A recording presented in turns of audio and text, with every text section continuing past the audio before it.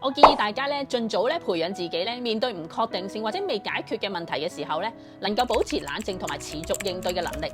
我發現咧，好多朋友咧，總係急於咧要睇到自己所做嘅嘢咧，要好快攞到結果。一遇到未準備好嘅事情啦，或者遇到一啲唔確定嘅事情嘅話咧，就會覺得非常焦慮，同埋成個人咧都會變得好煩躁。我好明白你哋感受啊！就攞我自己為例啊，好似咧有時我個腦嗰度咧突然間諗到一啲好正嘅諗法嗰時候咧，我就好期待咧下一秒就快啲解決咗佢。有一啲新嘅計劃啦，或者初稿一出嚟嗰時候咧，我就好急咧，好想人快啲去處理咗佢，跟住就確定到咧我下一步究竟係點樣去做嘅。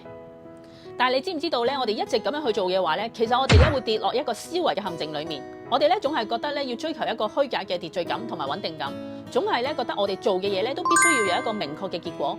必須咧要喺自己嘅掌握之中。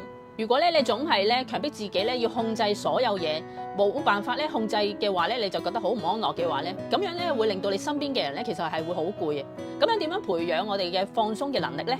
首先咧你要允許事情咧停留喺逗號呢一個階段，而唔係咧即刻畫上句號。呢句説話咧睇落去咧好似好容易，但係我夠膽講咧，10個人裡面咧都未必有1個人咧可以做到。就好似畫畫咁樣啦，好多人咧好急住咧好想快啲完成佢幅作品。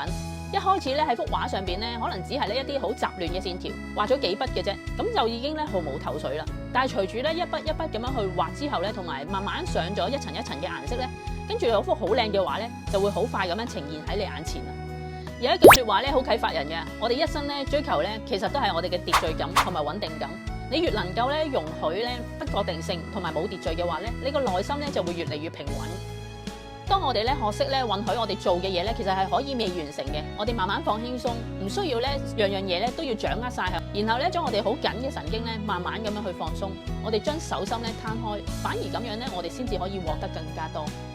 如果咧你仲係咧俾呢種咧事事要追求結果嘅焦慮困擾咧，歡迎咧你可以揾我傾傾啦。我哋一齊咧擺脫呢個焦慮，擁抱咧更加輕鬆同埋自在嘅生活。我有一個90天潛意識成長陪跑課程，喺度揾我啊！我係 Charis，我哋一齊好好咁樣去愛自己。